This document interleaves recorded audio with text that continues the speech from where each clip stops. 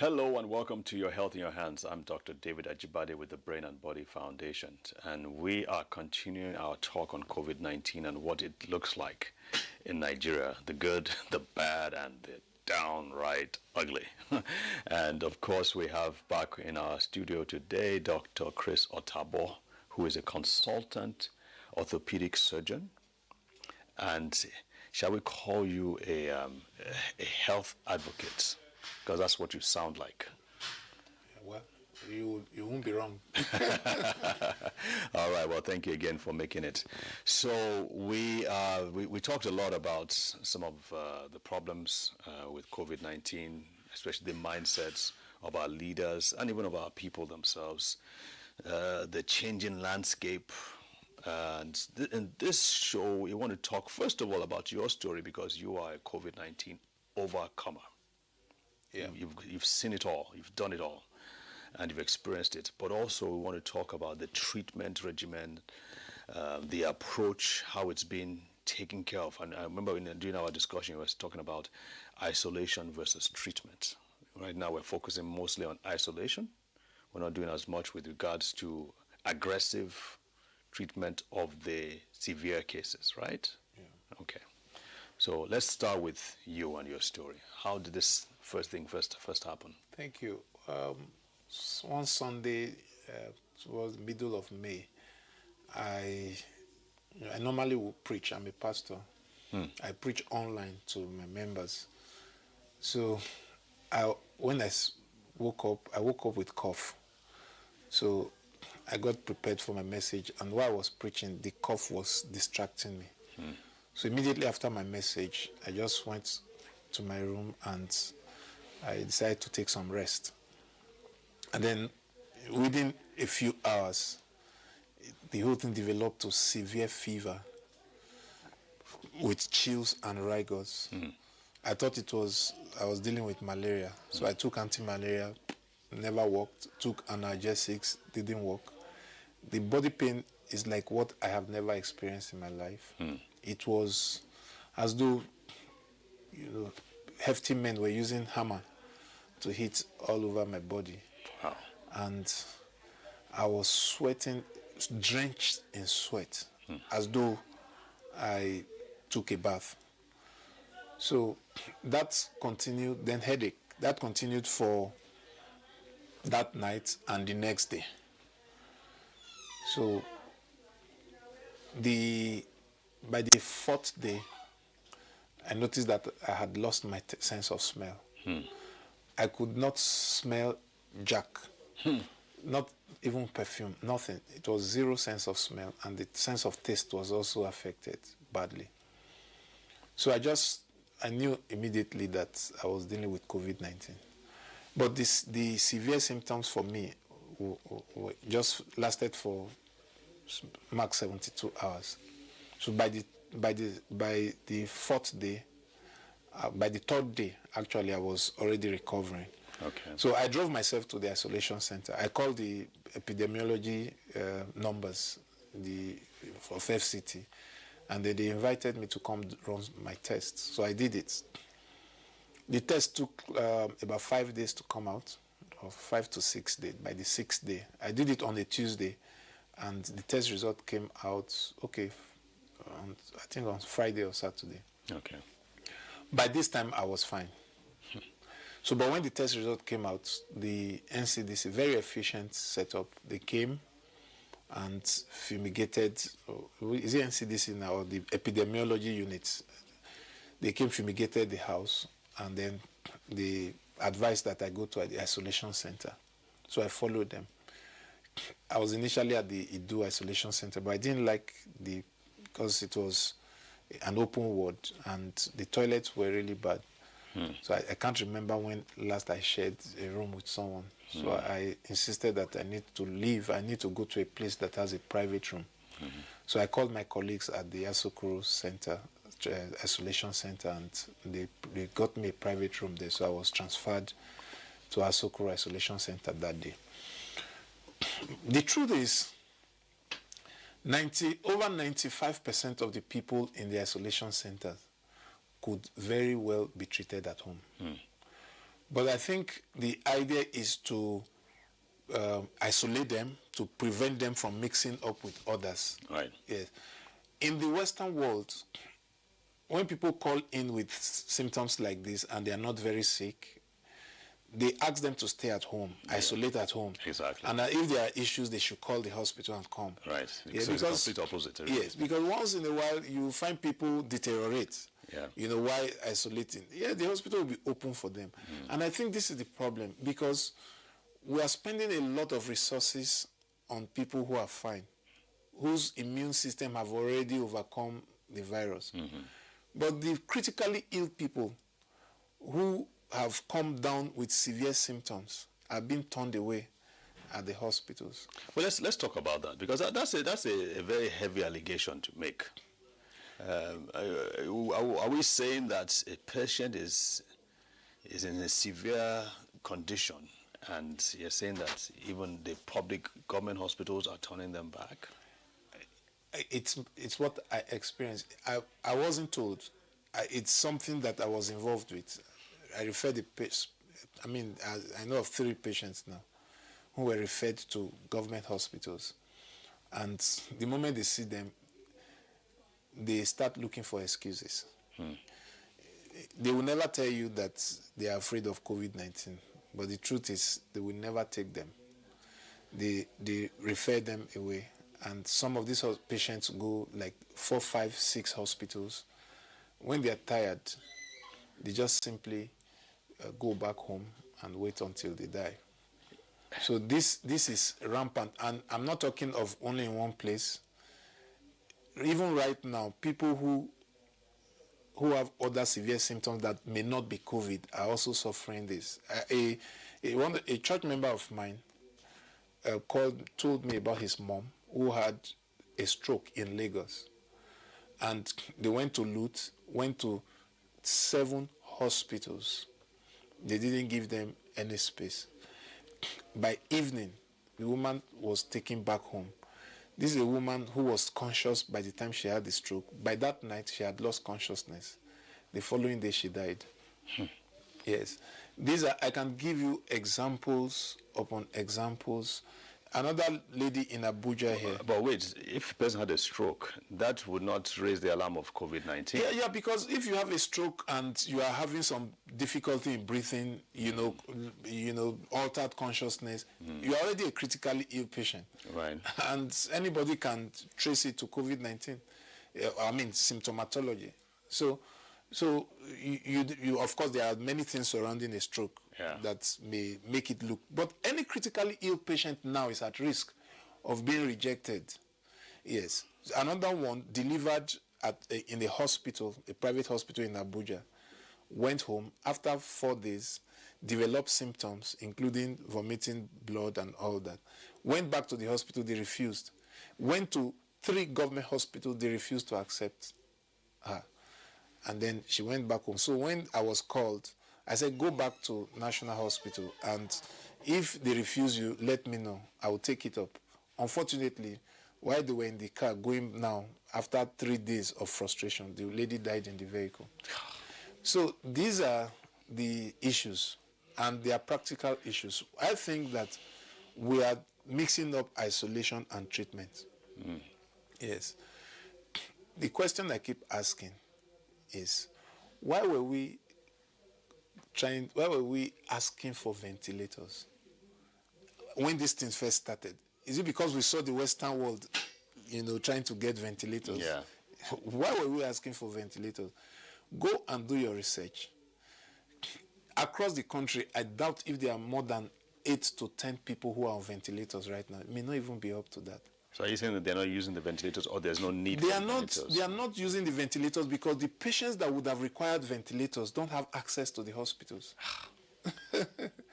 They are turned back. The serious cases are turned back, most of them.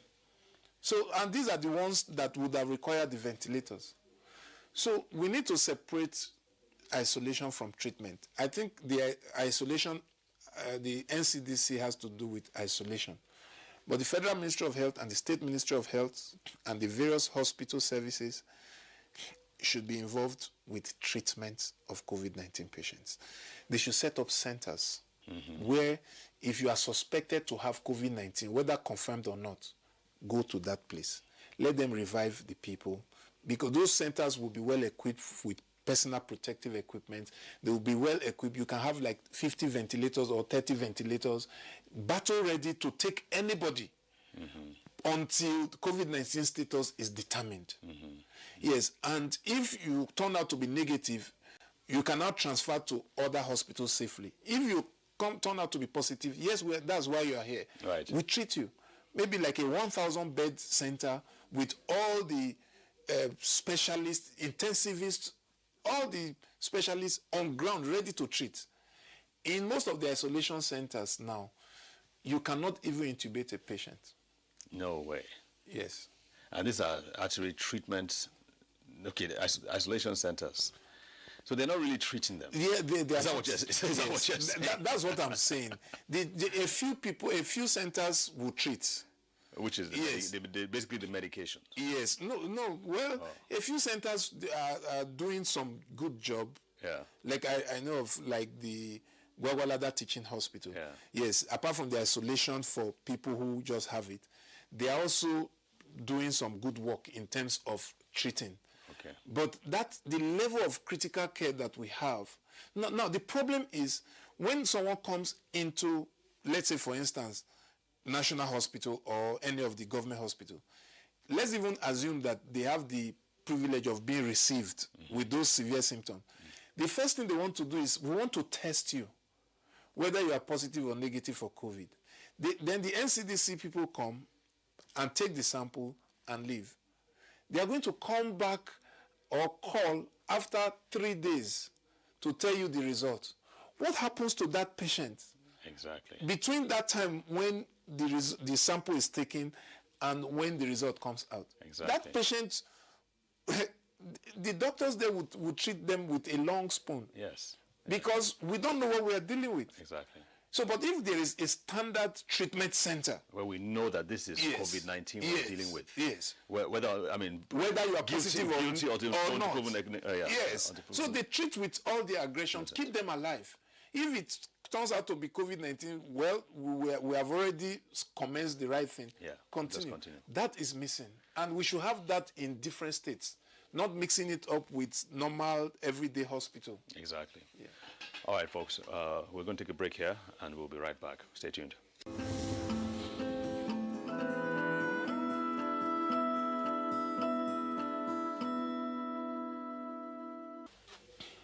All right, welcome back. We're talking about the problem with dealing with severe cases of COVID-19 in Nigeria. The problem is this: if a patient has a severe form of the disease, most hospitals are not equipped to handle such cases. And so the fear of bringing the patient in and having that disease spread amongst the other patients and the doctors is really high. But it's still an issue. I mean, it's hard for me to wrap my head around it, that people will continually reject the patients. Hospital will reject patients. Hospital after hospital will reject patients, and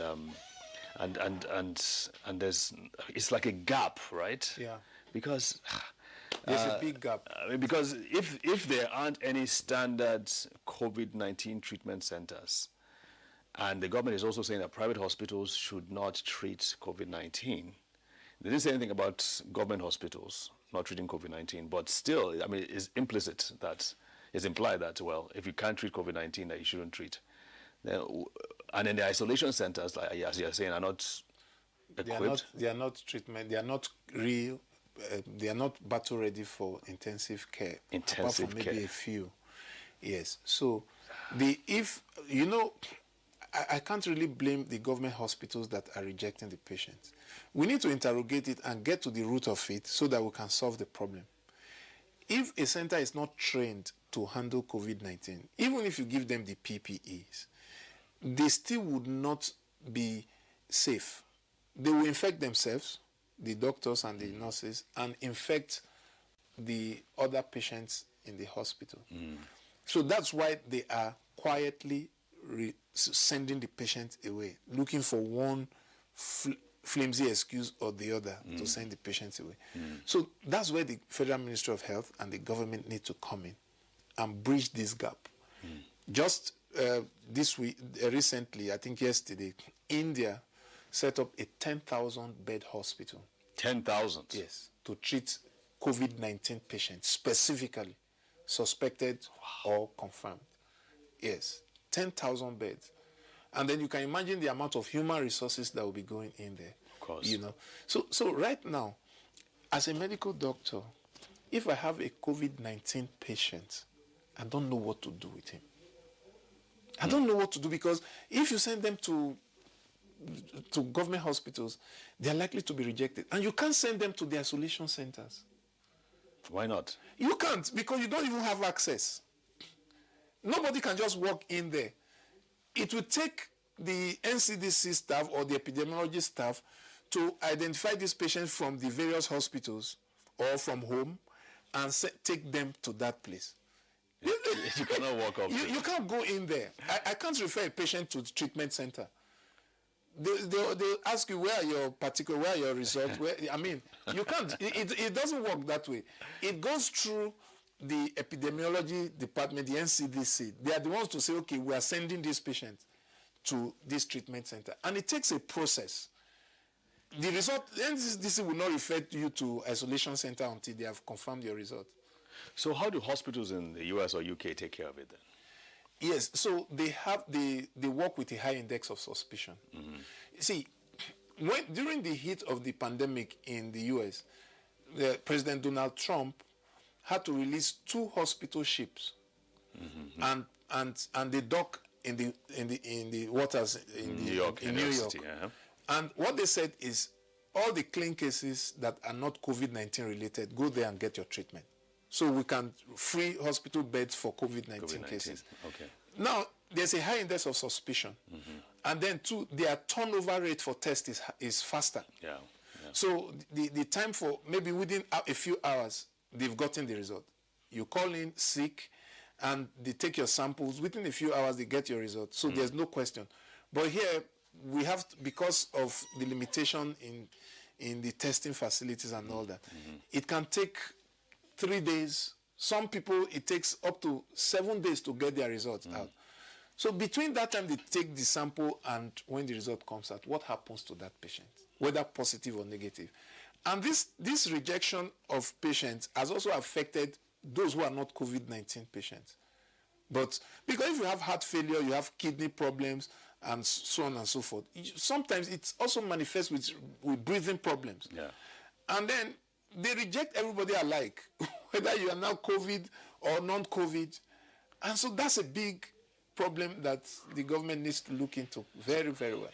Definitely. So even elective surgeries and all the other things are just pushed aside, really. Okay, so let's quickly talk about treatment. I know in the isolation centers they have the standard regime. The routine drugs are given, and like you said, most of the times it's people who are already mild, not severe cases, and they get through them. What can we do? What are your recommendations for those who want to prevent COVID-19? Because there's a lot of things being thrown out there. Yeah. Okay, now we're hearing about dexamethasone, we heard about hydroxychloroquine, and those have their own complications. But what would you suggest that people do? At the moment, there's no cure for COVID-19 anywhere in the world. Okay. People are just touting some medications. Some have been found to be effective, others not really very effective. Okay. The latest one is the dexamethasone that WHO announced from a study. It only shows that for people with severe COVID-19 disease, those who are having respiratory distress and maybe on ventilators, the death rate has been, the dexamethasone is able to reduce the death rate by about 1/3, which is fantastic because it will save a lot of lives. But I want to sound a note of advice to my Nigerian brothers and sisters. You see, when chloroquine was announced, hydroxychloroquine was announced as a panacea for COVID, Nigerians went to start getting chloroquine in large numbers, and they were using it without any doctor prescribing it. How did I know? Some of my patients came down with complications of chloroquine injection. Like what?